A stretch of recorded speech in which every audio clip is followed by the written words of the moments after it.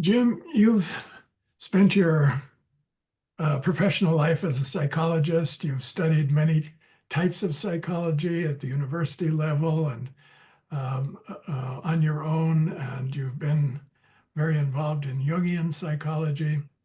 And you've also spent a lot of time and given a lot of attention to um, spirituality.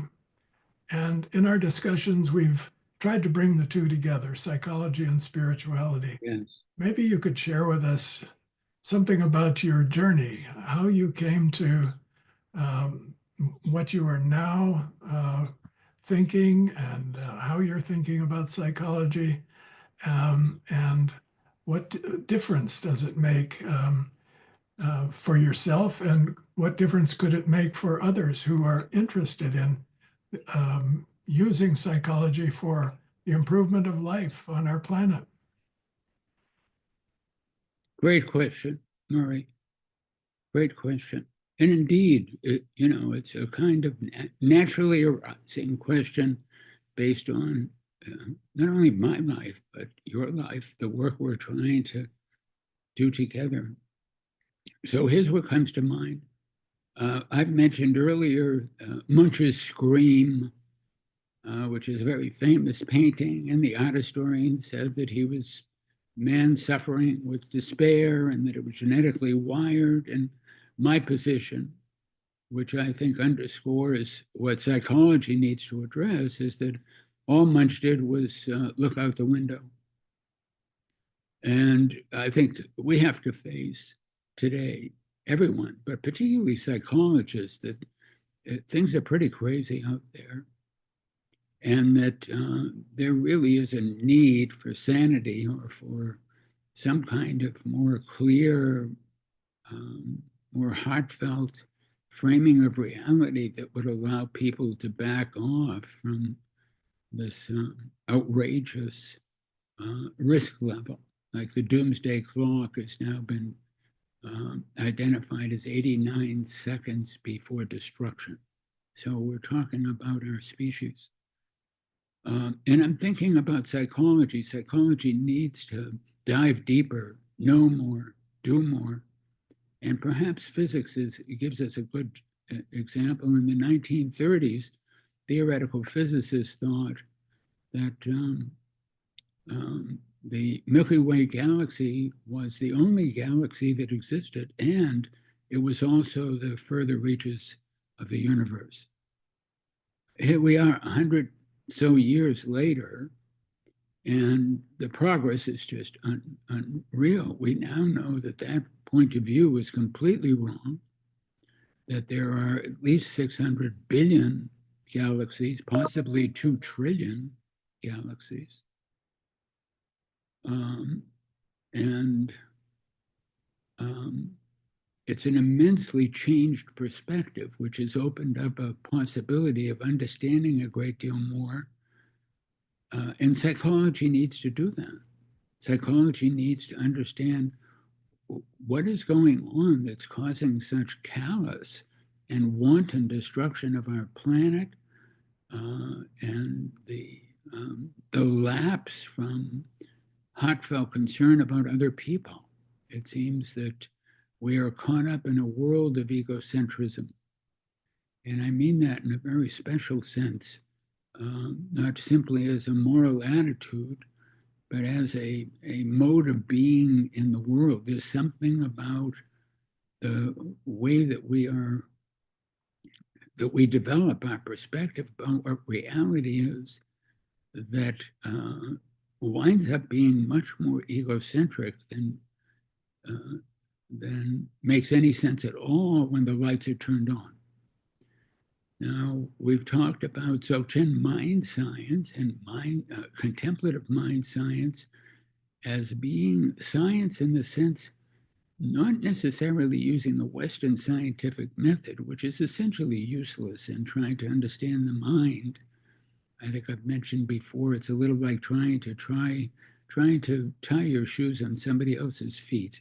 This third person collection of data is not going to unveil what the mind truly is. And the phenomenological science uses very systematic experiential methods to explore, map, and understand the mind. And what the Dzogchen mind science has discovered is the non-dual nature of reality.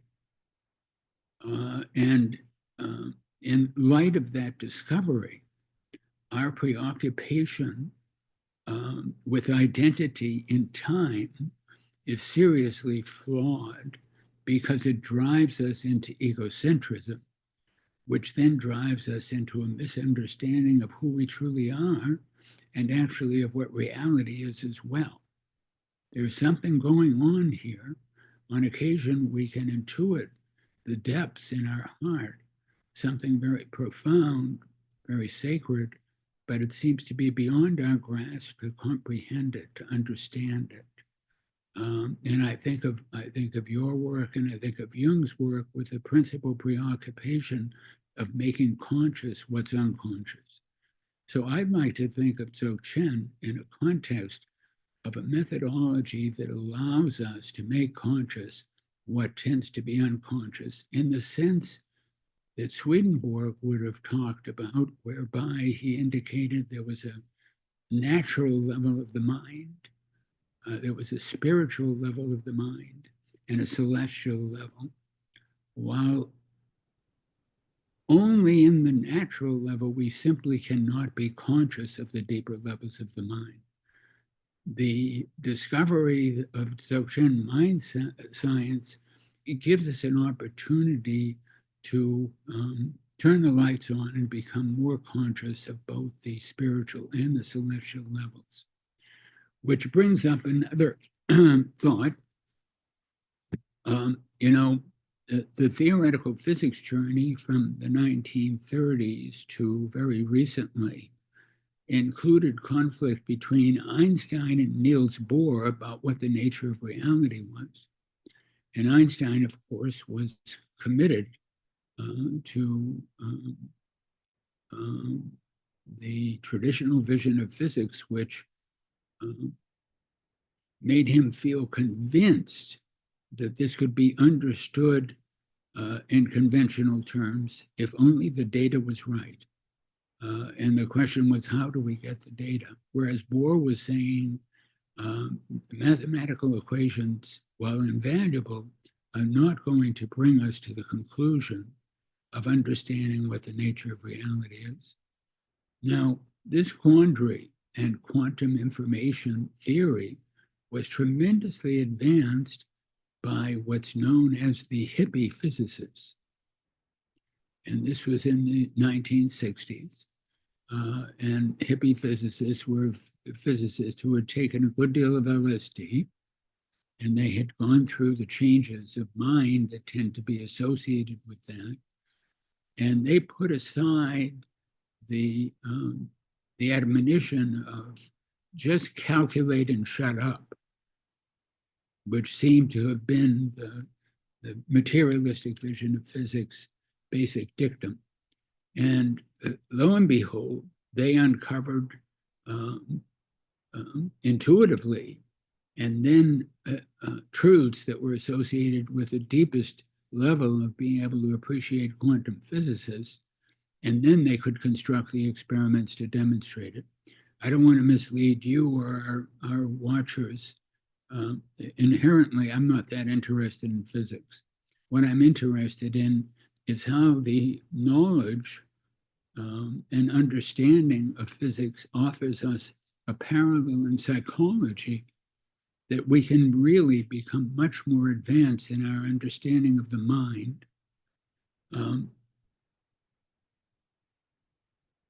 My interest in Jung, briefly, my undergraduate education was essentially a hardcore Freudian.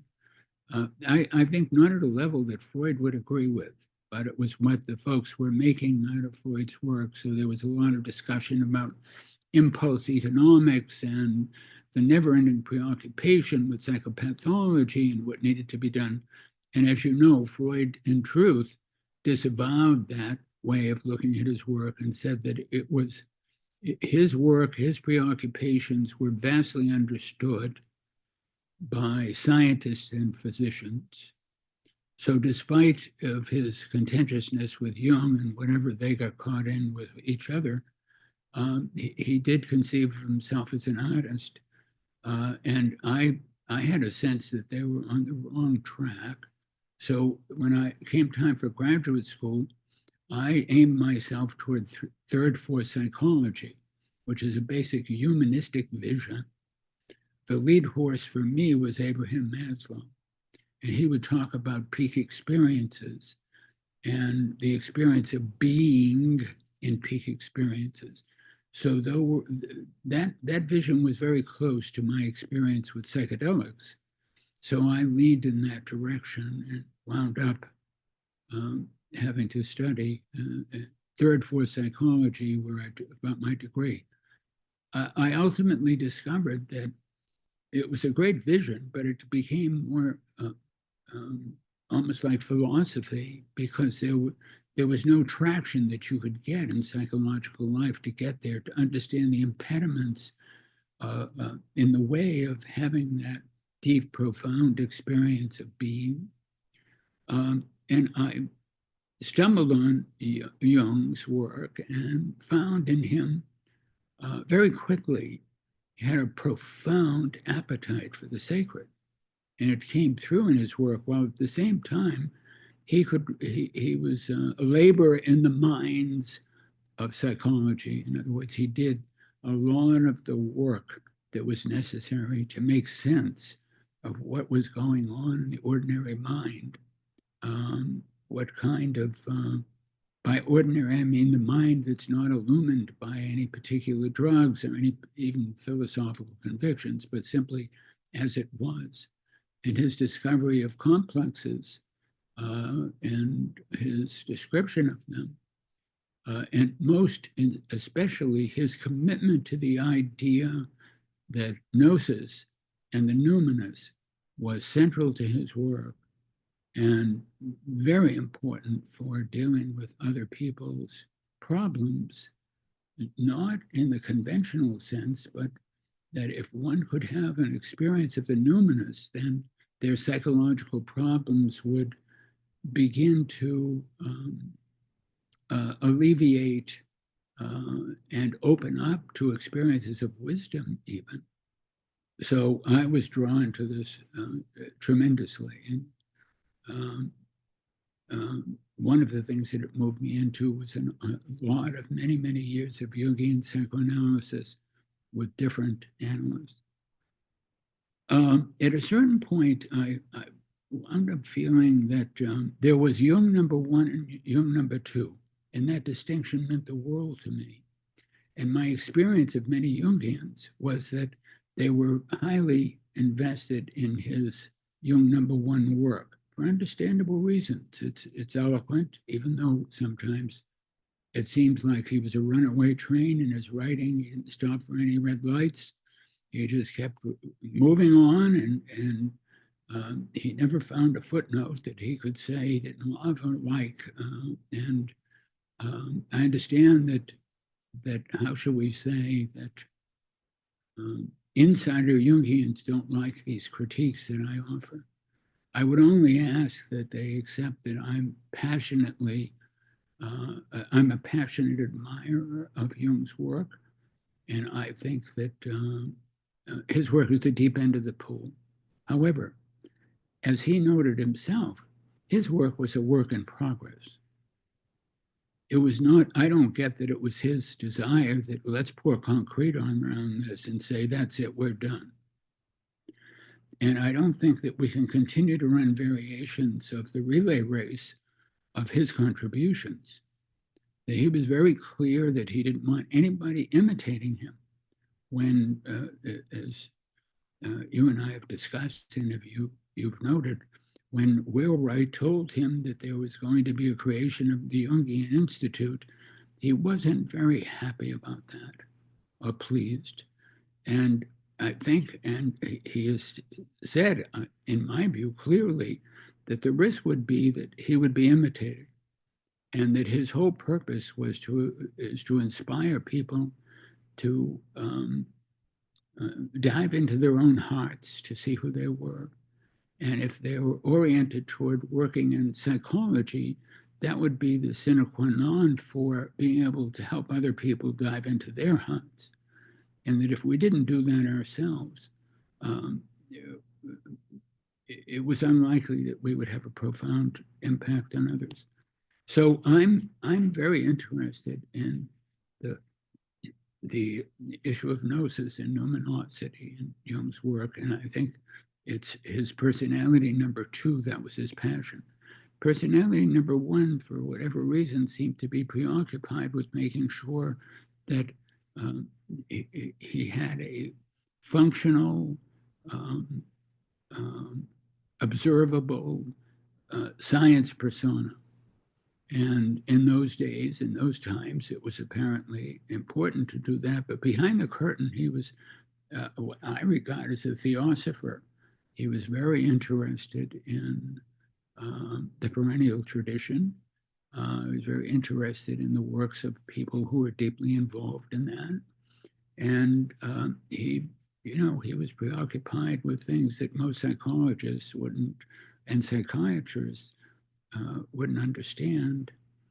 So that is a point where I'm thinking that the Dzogchen mind science discovery, which is, in my experience, a profound discovery, offers a tremendous opportunity to shake hands with Jung's work, your work, and people who are deeply committed to Jung's vision, particularly as it concerned personality number 2. So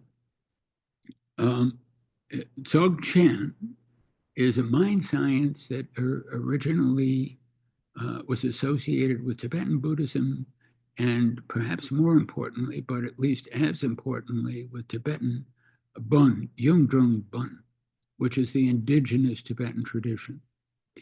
And both of those traditions had gradual paths, ultimately leading to the highest level of spiritual realization, which in both traditions is Dzogchen.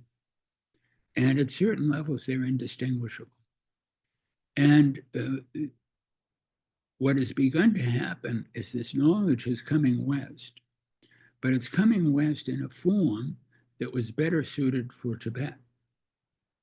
And the beauty of Dzogchen is that it's a profound discovery that's independent from any spiritual or psychological tradition. So it can travel on its own carefully. The danger is, of course, that you begin to imagine it's this or that, or yeah, it reminds me of Ibn Arabi, or it reminds me of what the Buddha said under the Bodhi tree, and before you know it, we're dealing with a soup with all kinds of ingredients in it, but is no longer what it was originally supposed to be. So Dzogchen mind science is very, very precise in using phenomenological methods to systematically observe the mind. It's breathtaking. In the earlier Dzogchen tradition, one needed to be introduced to the state of mind that is Dzogchen. Introduced, not so much that a spiritual teacher would plant it in your mind, that would be impossible, but to awaken you what was already the case for you. So to give you something, I think today in the West, the spiritual teacher is very important, but not necessarily for the vision that we're talking about with respect to psychology. The last thing we need is a divine right monarch. We have trouble enough with some psychologists that think that they have the final word, including those that think they know what Jung's final word was. So we proceed from the assumption that everybody has this awakened state of mind, but they're not conscious of it. So these methods are very effective in introducing us to our own nature of mind. We already have the prize. If we were awake, we would be celebrating it. But because we're not sufficiently conscious of this, because it remains unconscious, we need to do the work that's necessary for it to become conscious, which is essentially, the basic dictum of analytic psychology's work, becoming conscious of what's unconscious. So as a brief illustration, let me demonstrate. So one of the first things that we do is we get instructions to educate ourselves on what is going on in our mind. So we sit simply. You can sit cross-legged. You can sit in a chair. We don't need all the accoutrements, all the equipment. We don't need Buddhism. By the way, I have had very serious involvement with Buddhism over the years. I now disavow it, not disavow it in a sense, but in 2007, I wrote a very compelling article under contract for Tricycle magazine, trying to explore and explain the failings of spiritual teachers. And this was anathema to them. I think their principal preoccupation was that they would lose advertisers and they would lose readers, because at that point in time, it wasn't commonly known that spiritual teachers can be very, very destructive, and that they haven't mastered the forces at play in their own temporal mind sufficiently to be safe always. It's another story. I want to go back, though, to disabusing any of our watchers' notions that this is a Buddhist thing. Buddhism is worthy of respect, but we're talking something different. We're talking something of psychology's making use of this discovery. So as we watch our mind, we discover that we're always thinking. But we're not quite aware of what that means. Most of us think we have agency in our thinking. Upon close inspection, we realize, no, we don't. Of course, we can say, I want a glass of orange juice, and go to the refrigerator or wherever. We can direct our thinking, but much of the time, thinking is just happening. And it was Dzogchen's discovery, Dzogchen mind science discovery, that improperly understood, this flow of thought leads us into a fictive experience of identity where we become mistaken about who we are and what the nature of external reality is. Now, how does that happen? Well, if in the early phases of trying to work yourself toward the experience of mind's deepest nature, you encounter this never-ending flow of thought, and we could say it's a danger, but the tendency is for us to like what we're thinking, dislike what we're thinking, or follow what we're thinking.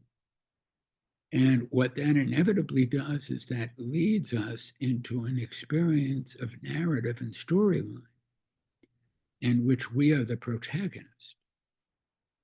And that experience of ourselves as the protagonist, awash in memories that our stream of consciousness evokes, as well as the storyline, the habitual storylines that continue to recur, leave us in a position of identification with a fictional identity. And the seeds of egocentrism begin to grow in the direction of being preoccupied with ourselves at a level where we want to advance ourselves, protect ourselves, defend ourselves, and make sure that we look like we have the right stuff.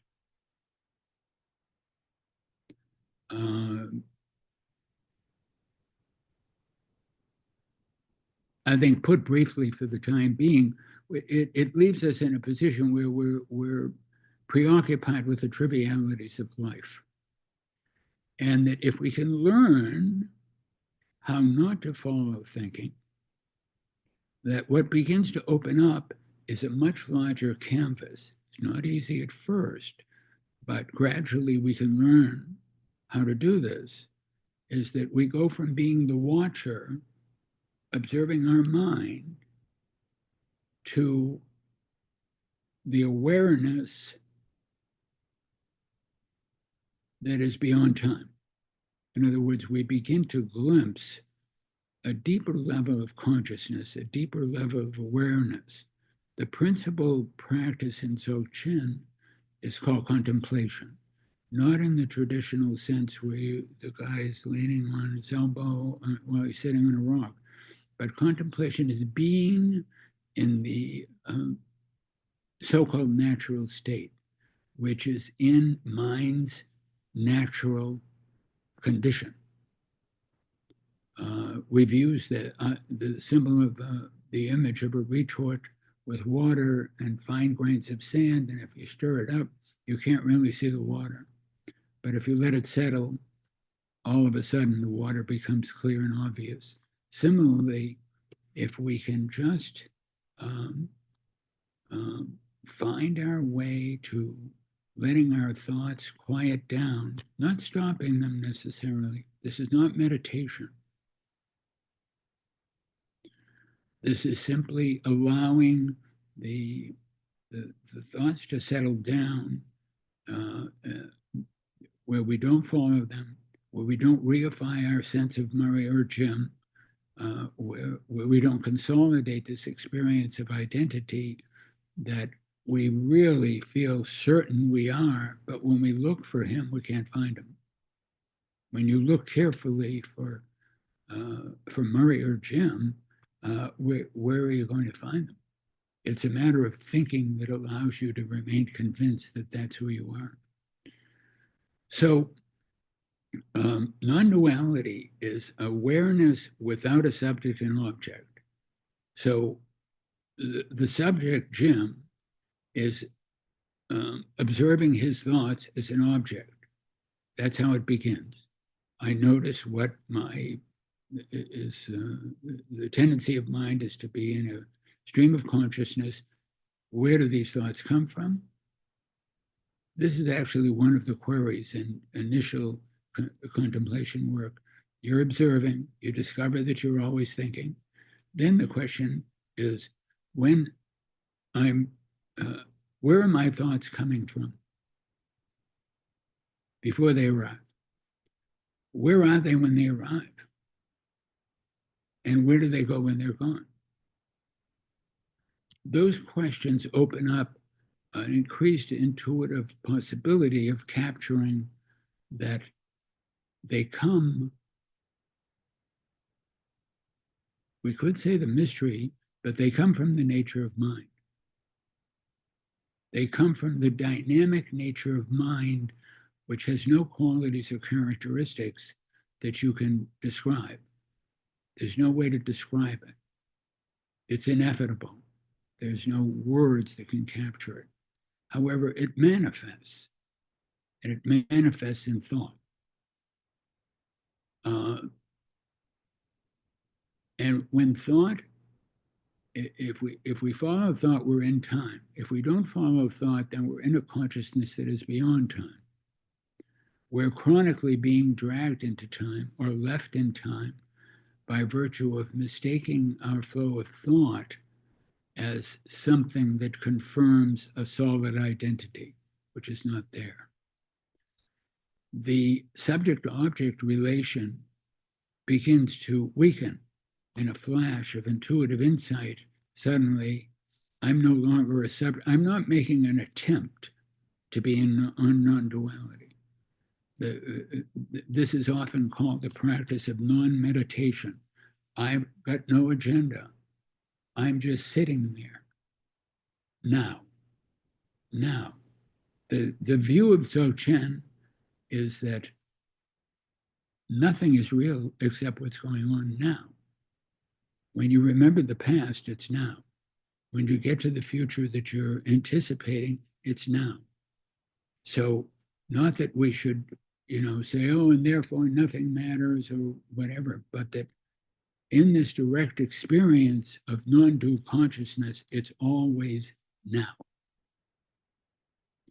And in that experience, there is a remembrance, there is a recollection.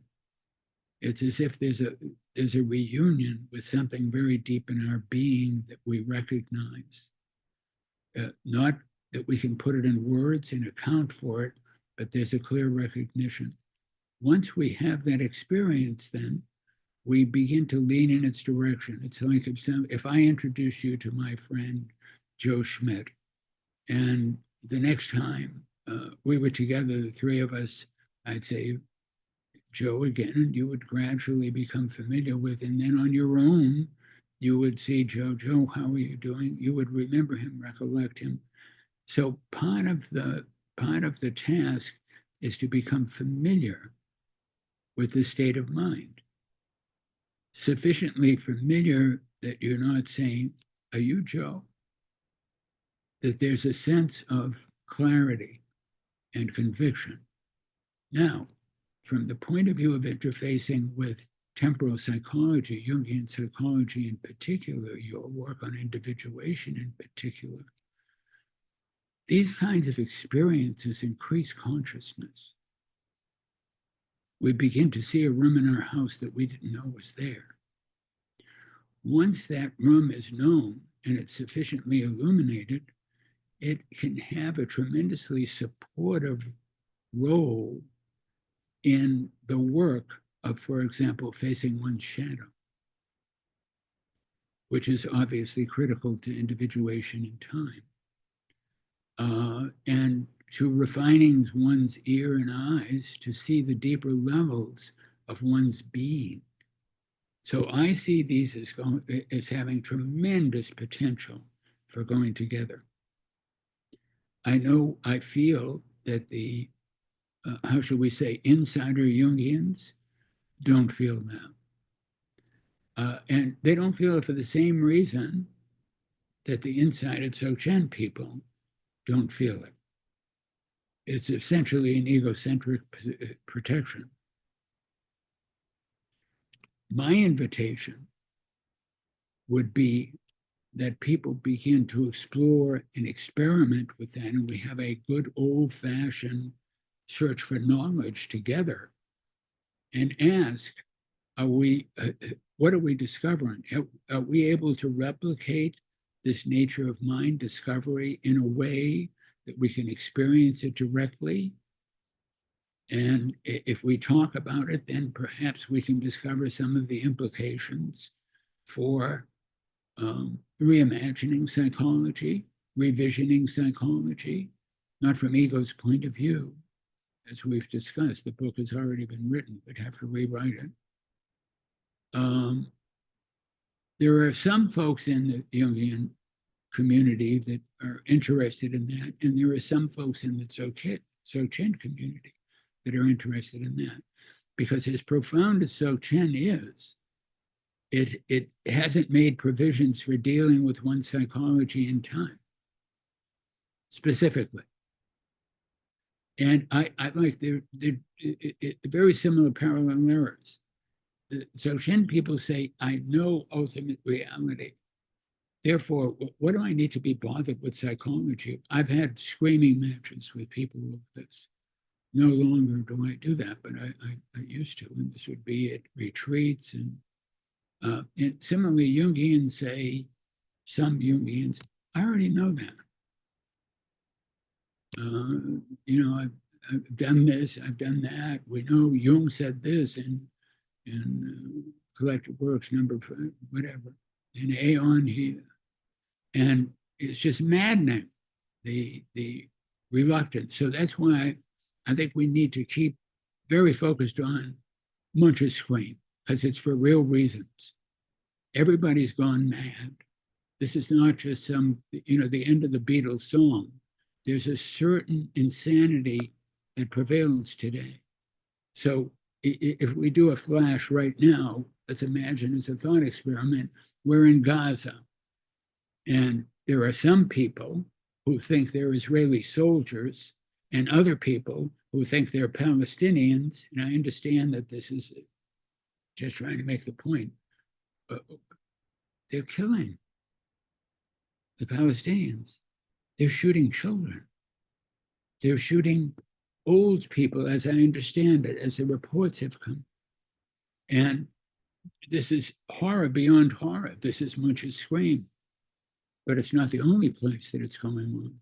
It's not the only time that it's going on. This has always been going on. We've become numb. We've become novocaine in our hearts to say, well, let's go get a sandwich, or let's go have a conference. I understand there's a proposal to do a conference on why are things so terrible in the world, in the Jungian community, but I'm dragged into Gaza and saying, don't worry, the Jungians are going to have a conference. Whoop-de-doo. Something has got to be done to say, this must stop. We need the knowledge to enable ourselves to understand what has to be done to stop this. I understand it seems to be an impossible issue. It took the physicists 100 years to get to the hippie physicists to say, this is the way it works. We need to do something along those lines. And you and I are trying to do that by making sense of the connection between time and timelessness. So spirituality and psychology are not two different things. They're interdependent dimensions of mind. When we're embodied in time, we have to have some way of understanding our personal psychology and dealing with the forces at play in our psychology. And one of the things that moved me about Jung's work was he saying, at some point, you're going to give something back. We owe something to the species, whether we want to spiritualize that and say we owe something to God or not. We have to give something back. We have to respond to the call, the plea for stopping this madness. So I'd like to pause or perhaps stop soon with this. This practice it's not easy to find the natural state until you find it. Once you find it, it becomes increasingly easy as you stabilize it and strengthen it. It's something that you can resort to in the experience of one's own individuation, both in time and beyond time. As you know, I'm often I'm fond of the analogy of the rope and the snake. When we're in time, the rope does appear to be a snake. We appear to be a solid experience of identity in a solid world. In the natural state, we recognize that it's not a snake, it's a rope. When we come back in time, the natural tendency is to revert to the conviction that it's a snake. The question is how to have the deep experience of gnosis and numinosity to the point where we recognize who we truly are, and we are no longer at the merciless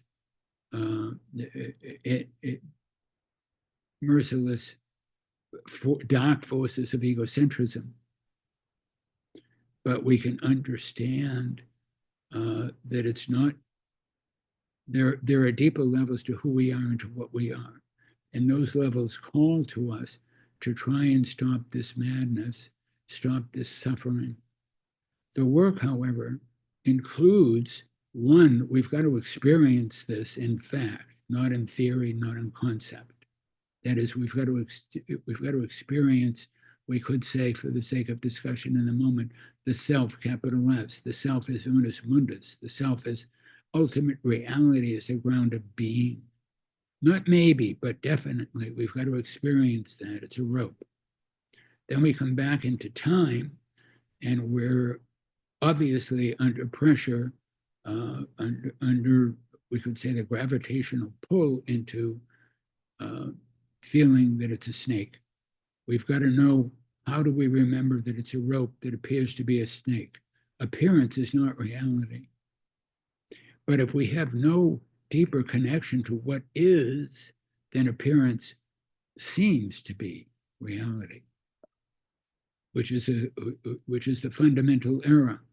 I'm thinking of, I had a discussion yesterday with somebody about what we're talking about, and I came once again to use the issue of Jesus' most profound 6 words ever uttered: the Father and I are one. I feel, from an esoteric non-dual condition, that this means that I am one with ultimate reality. The other is me. There's no separation between I and the other. We're not different. We are part of one. We are part of ultimate reality. The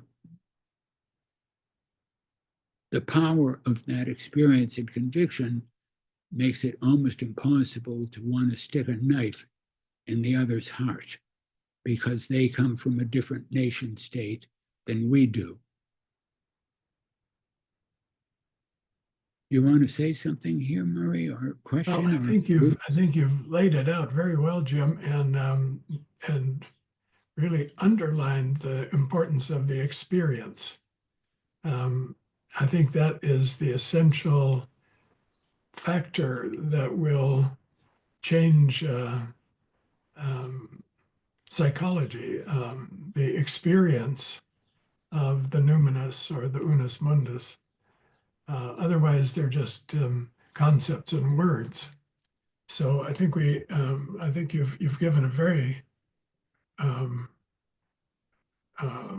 instructive entry into how to approach that experience. And as you were speaking, the image of an empty bowl came to me over and over again. An empty bowl that is spoken of by, in many traditions, emptiness. The bowl is empty. But thank you, Jim. I think that is a wonderful description of your life experience, what you have actually found and discovered in your own life, and are now in a position to communicate it to many other people. And so I think we'll pick it up again in another session. But for now, let's call it the end of this segment and a preparation for those to come.